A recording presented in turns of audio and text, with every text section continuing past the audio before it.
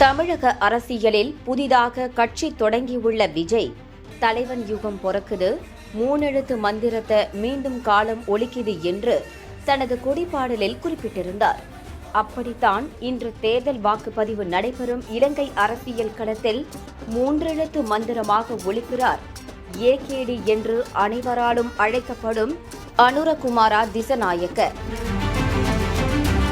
தமிழக அரசியல் களத்தில் இளைஞர்களின் வாக்கு நம்பிக்கையை பெற்றவர் சீமான் என்றால், இலங்கை ஜனாதிபதி தேர்தலில் இளைஞர்களின் நாயகனாக மாறியிருக்கிறார் ஏகேடி.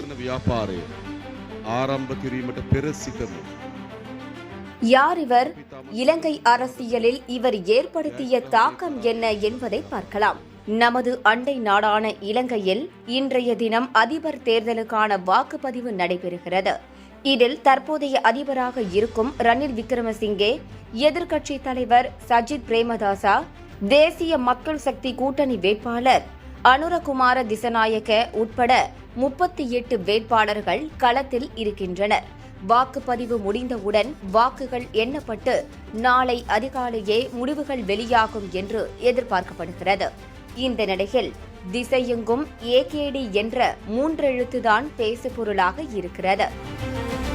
இப்படி மக்களின் ஆதரவை பெற்றுள்ள அனுரகுமார திசநாயக்க உண்மையில் ஒரு சாதாரண நடுத்தர குடும்பத்தில் பிறந்தவர்.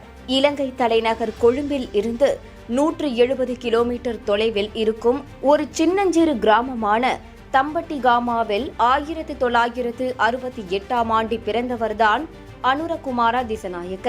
தினக்கூலி வேலைக்கு சென்றாலும் மகனை படித்து பெரிய ஆளாக்க நினைத்த இவரது பெற்றோர் அதுபடியே மேற்படிப்பையும் படிக்க வைத்துள்ளனர். அப்படி கெலனியா பல்கலைக்கழகத்தில் பட்டப்படிப்பை முடித்தவர் தனது இளம் வயதிலேயே அரசியலில் தீவிரம் காட்டத் தொடங்கினார்.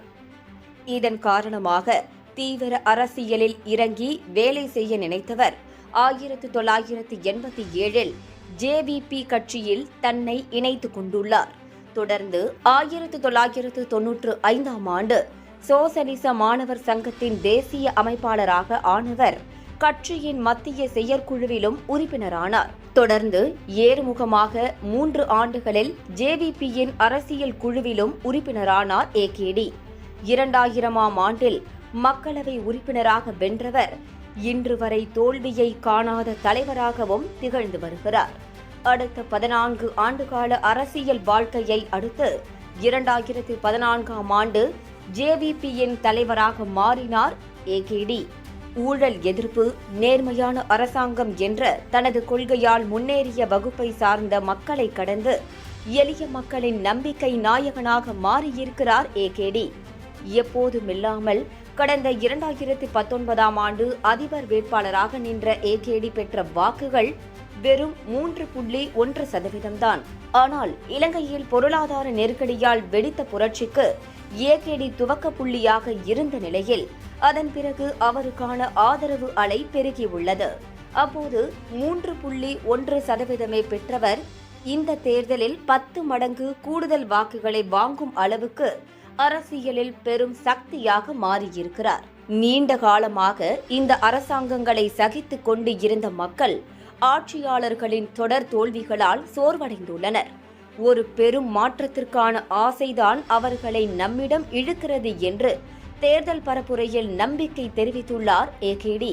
சிங்களவர்கள், தமிழர்கள் என்று இலங்கையில் இருக்கும் அனைத்து தரப்பு மக்களாலும், குறிப்பாக இளைஞர்களின் எழுச்சி நாயகனாக மாறியிருக்கும் ஏகேடி இந்த தேர்தலில் வென்று இலங்கை அரசியலில் புது மாற்றமாக இருப்பாரா என்பதை பொறுத்திருந்துதான் பார்க்க வேண்டும்.